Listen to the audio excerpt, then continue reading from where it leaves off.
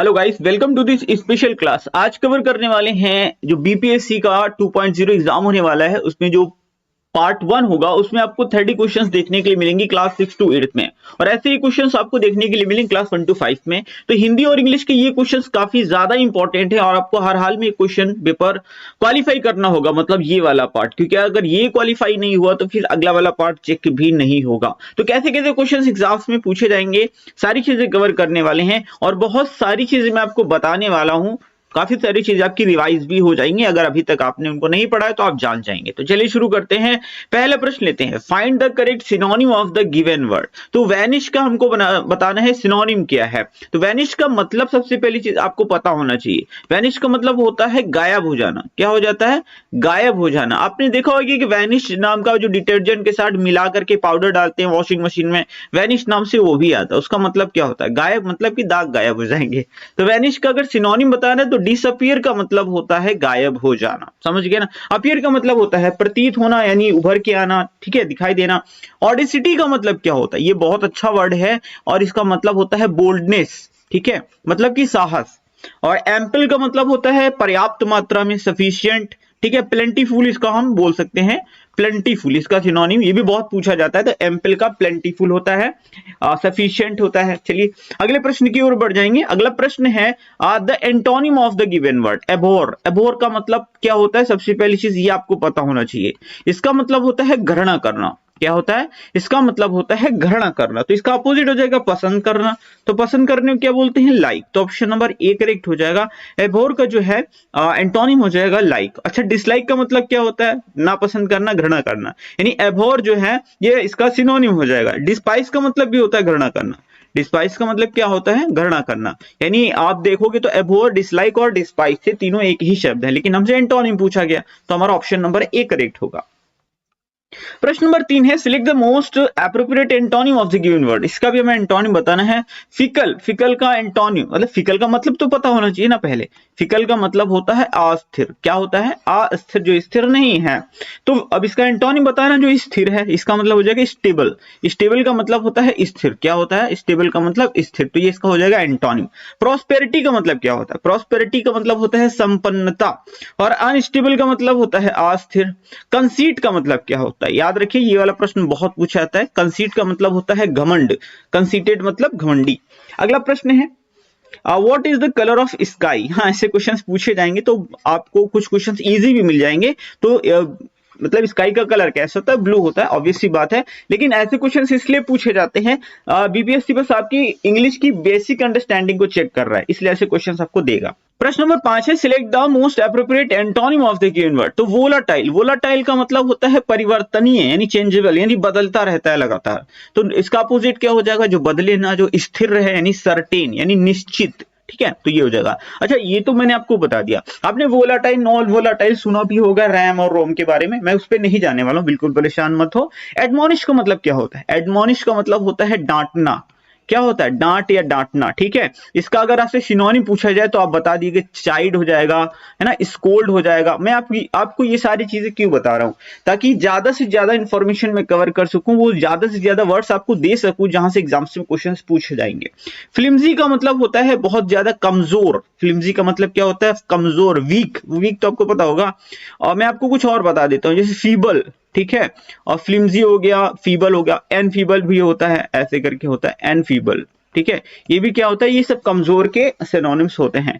सीरेन का मतलब होता है एकदम शांत, यानी क्वाइट, ठीक है, शांत हो जाएगा, क्वाइट हो जाएगा। इसके अलावा ट्रैंक्विल हो जाता है, एक वर्ड आता है ट्रैंक्विल, ठीक है, ये याद रखो, ये एग्जाम में काफी ज्यादा पूछा जाता है। समझ गए? बढ़े अगले प्रश्न की ओर। ये फ्रेंड्स, आगे बढ़ने से पहले एक इंपॉर्टेंट इन्फॉर्मेशन दे देता हूं। देखिए, जो आपको जो भाग 2 आने वाला है आपके एग्जाम्स में, उसमें आपका 40 नंबर का जीके जीएस से रिलेटेड क्वेश्चंस पूछे जाएंगे।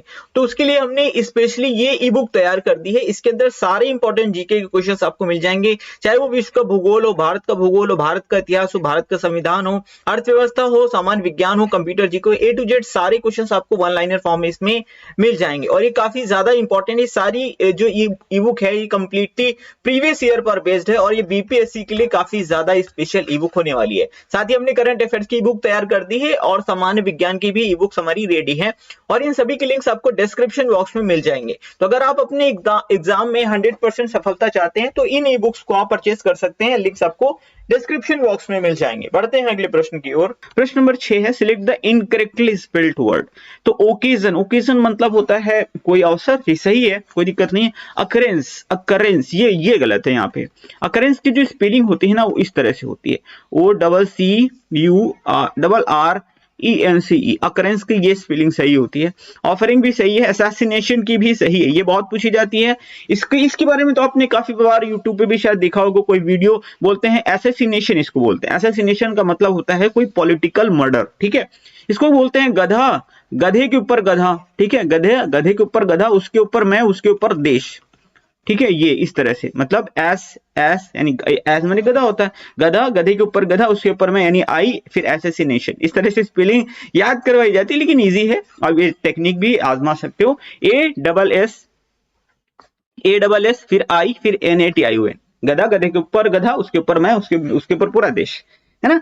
ये याद करने के तरीका है, बहुत लोगों ने आपको बताया होगा। Select the most appropriate synonym of the given word study. Study का हमें सिनोनिम बताना है। स्टडी का मतलब होता है काफी ज्यादा मजबूत, तो अनहेल्दी तो नहीं होगा, ठीक है। डेलिकेट नहीं होगा, डेलिकेट माने तो कोमल होता है, टफ, ये सही है। टफ माने हो जाएगा एकदम मजबूत, स्टडी, है ना। रोबोस्ट, ठीक है, रोबोस्ट भी बोलते हैं। फीबल माने क्या होता है? फीबल माने अभी आपको मैंने बताया कमजोर होता है, अभी पीछे वाले क्वेश्चन में आपको बताया था, फीबल माने कमजोर होता है। अनहेल्दी माने अस्वस्थ होता है। डेलिकेट माने होता है कोमल, क्या होता है? डेलिकेट माने होता है कोमल या पतला, ठीक है। अगला प्रश्न लेंगे, प्रश्न नंबर 8 है, select the option that can be used as one word substitution. तो वन वर्ड सब्स्टिट्यूशन बताना है। A person who never drinks alcohol, मतलब एक ऐसा व्यक्ति जो कभी भी शराब नहीं पीता है, उसे क्या बोलते हैं? आपको क्या ऐसे क्वेश्चन, हाँ ऐसे क्वेश्चन आते हैं, बहुत आते हैं।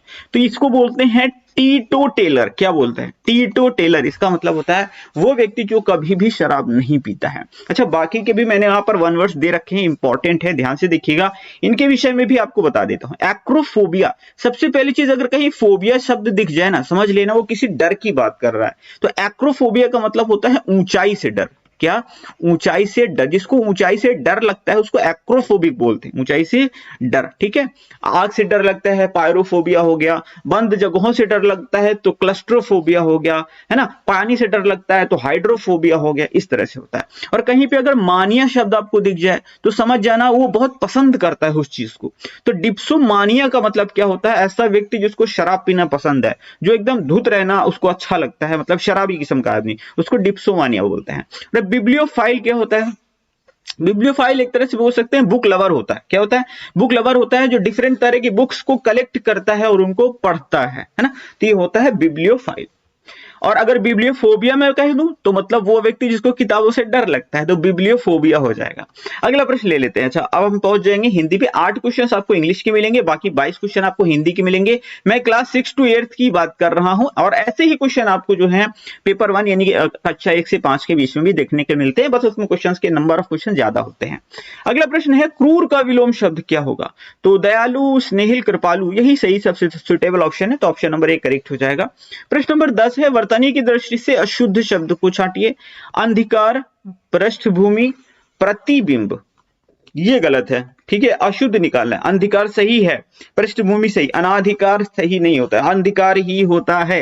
ये मत कहना कि सर अनाधिकार होता है, आपने पढ़ा जरूर होगा लेकिन वो गलत होता है। सही जो शब्द होता है वो अंधकार होता है। पृष्ठभूमि भी सही है, प्रतिबिंब होता है, प्रतिबिंब ऐसे लिखते हैं, प्रतिबिंब, ये सही शब्द होता है, ठीक है। अगला प्रश्न लेते हैं, प्रश्न नंबर 11 है, यह काम उसने ही किया होगा। इस वाक्य में ही जो है ना, यहाँ पे ही जो लगा हुआ है, ये क्या है? इसको क्या बोलेंगे? इसको कालवाचक क्रिया विशेषण बोलेंगे, निपात बोलेंगे, या खाली क्रिया विशेषण बोलेंगे, या विस्मय बोलेंगे, क्या बोलेंगे? ये है क्या चीज?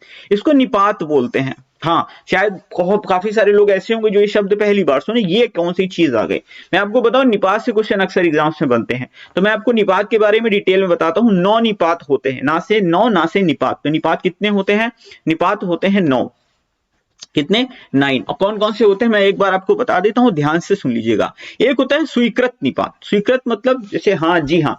ये जो निपात शब्द होते हैं एक तरह के अव्यय शब्द होते हैं, और ये जो सेंटेंस के बीच में लगाए जाते हैं वो बल देने के लिए लगाए जाते हैं। जैसे कहते नहीं आपने ये काम किया, हाँ कर लिया, जी हाँ मैंने कर लिया, तो ये होता है जोर देने के लिए। नकारात्मक निपात नहीं, जी नहीं। आपने ये काम किया, नहीं, अरे किया, अरे जी जी नहीं मैंने नहीं किया, ठीक है, इस तरह से बोलते नहीं है, तो इसे जोर देने के लिए। अवधारणा बोधक होते हैं ठीक ठीक, लगभग, है ना, कर लिया, हाँ लगभग कर लिया मैंने, तो एक जोर दे रहे कि हाँ लगभग हो गया है, ठीक है। और जैसे सामान लेने भैया ठीक ठीक लगा, अरे लगा लो भैया ठीक ठीक, है ना, इस तरह से। प्रश्न बोधक क्या, जैसे आपने वो मूवीज में देखा होगा, अरे ये हो गया, तो वो अचानक से बोलते क्या, तो ये प्रश्न बोधक है। प्रश्न बोधक में सिर्फ एक ही है क्या, बाकी नहीं है, सिर्फ एक ही है, ठीक है। बलदायी की बात करें तो भर, भी हो, ठीक है, सिर्फ इस तरह के। विस्मयादि बोधक में काश, ओ, है ना। तुलना में आ जाता है सा, जैसे तुम सा नहीं देखा मैंने, तो जोर लगा रहे हैं, तुम सा नहीं देखा। निषेधात्मक में मत, फूल मत तोड़ो, तो जोर दे रहे हैं, फूल मत तोड़ो, दरवाजा मत खटखटाओ, है ना, इस तरह से। आदर बोधक जी, है ना, जी लगाते हैं। तो ये निपात होते हैं, 9 होते हैं, और ये मैंने सारी निपात आपको बता दी हैं, आप इसके स्क्रीनशॉट ले सकते हैं, एग्जाम्स में काफी पूछे जाते हैं। कभी कभी तो सीधा क्वेश्चन आता है निपात होते कितने हैं, आपको बताना है 9, ठीक है। ये मैंने टाइप्स आपको बता दिए। बढ़ जाते हैं अगले प्रश्न की ओर। मेरा पर्पज यही है कि अगर आप वीडियो को देख रहे हो तो आपको रिविजन भी होना जरूरी है। दोपहर की बाद का समय इसको क्या कहते हैं, तो इसको अपराह्न बोलते हैं। प्रश्न नंबर 13 है, सेना का पर्यायवाची क्या होता है। सेना को अनीक भी कहते हैं, कटक भी कहते हैं, चमू भी कहते हैं, तो ऑप्शन नंबर डी यहाँ पे एकदम करेक्ट हो जाएगा। सारे ही ऑप्शन सही, ये सेना के सारे पर्यायवाची हैं। प्रश्न नंबर 14 है, जंगल का पर्यायवाची शब्द। विपिन माने भी जंगल होता है, कानन माने भी जंगल होता है, कांतार माने भी जंगल होता है, यहाँ पर भी ऑप्शन नंबर डी करेक्ट हो जाएगा। ये सारे ही जंगल के पर्यायवाची हैं। अगला प्रश्न लेते हैं, उदार का विलोम क्या होगा। उदार का पुरुष तो नहीं होगा, कठोर भी नहीं होगा।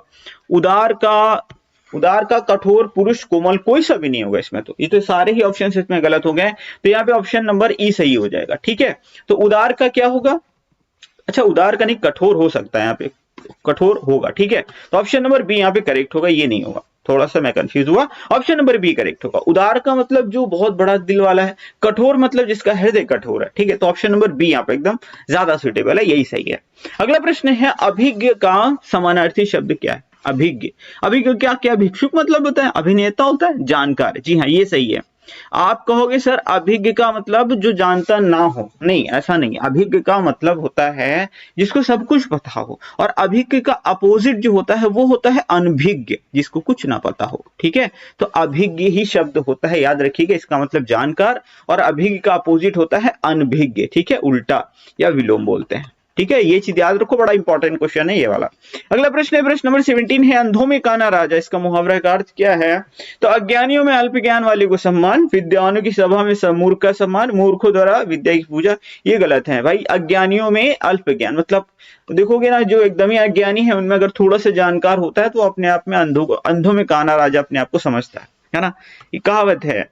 अगला प्रश्न है, अखाड़े में आना क्या मतलब है। साधु मंडलों में शामिल नहीं, पछाड़ देना नहीं, मुकाबले में खड़ा होना। अच्छा हाँ, अक्सर हम लोग आओ अखाड़े में आओ फिर बताता हूँ, है ना, तो मुकाबले में खड़ा होना, इस तरह से बोलते हैं। प्रश्न नंबर 19 है, स्त्रीलिंग शब्द कौन सा है। आकाश, शराब, शहद, पहाड़। मैंने आपको सीधे सीधे बताया था लास्ट वाली वीडियो में कि स्त्रीलिंग और पुल्लिंग अगर आपको निकालना है तो आप सिर्फ एक ही काम करो, क्या काम करो, मेरा या मेरी से प्रश्न करो, मेरी मेरा, ठीक है। पुल्लिंग है तो मेरा से उत्तर आ जाएगा सही शब्द का, और स्त्रीलिंग है तो मेरी से। आकाश, मेरा आकाश, ठीक है। आप पढ़ो मेरी आकाश, सुनने में आटपटा सा लग रहा है ना, तो मेरा आकाश ये पुल्लिंग हो गया। शराब, मेरी शराब, शराब मेरी शराब, या अच्छी शराब, बुरी शराब, जैसा भी आप बोलो, तो क्या होगा, स्त्रीलिंग से इसके आंसर आने शुरू होंगे। शहद, अच्छा शहद, मेरा शहद ना, तो यहाँ पे शहद क्या हो जाएगा, पुल्लिंग हो जाएगा। अब पहाड़, मेरा पहाड़, अच्छा पहाड़, बुरा पहाड़, तो यहां से पुल्लिंग वाले में इसके जवाब आ रहे हैं, तो पहाड़ क्या हो जाएगा, पुल्लिंग हो जाएगा। स्त्रीलिंग पूछा है तो शराब जो है स्त्रीलिंग है, ठीक है। आप समझ गए होंगे ना कैसे निकालते हैं। अगला प्रश्न है, प्रश्न नंबर 20 है, आपसे सादर है कि आप हमारे यहाँ मुख्य अतिथि बनकर आए। सादर विरोध है, अरे विरोध है तो बुलाओगे काहे। अनुरोध है तो ऑप्शन नंबर बी करेक्ट होगा, विनय नहीं होगा, बी करेक्ट होगा। प्रश्न नंबर 21 है, किसी व्यक्ति, वस्तु, स्थान, भाषा और गुण आदि के नाम को क्या कहते हैं। नाम को भैया संज्ञा कहते हैं, सीधी सी बात है। नाम किसी का भी हो, चाहे कोई व्यक्ति का हो, ठीक है, राम श्याम मोहन घनश्याम, है ना।